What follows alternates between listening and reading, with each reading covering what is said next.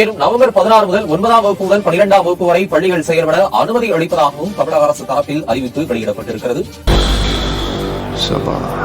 அது என்ன சொன்னீங்க? நவம்பர் 16 முதல் 9ஆம் வகுப்பு 12ஆம் வகுப்பு வரை பள்ளிகள் செயல்பட அனுமதி அளிப்பதாகவும் தமிழக அரசு தரப்பில் அறிவிப்பு வெளியிடப்பட்டிருக்கிறது. அப்படியா? அது நேத்து, நான் சொல்றது இன்னைக்கு.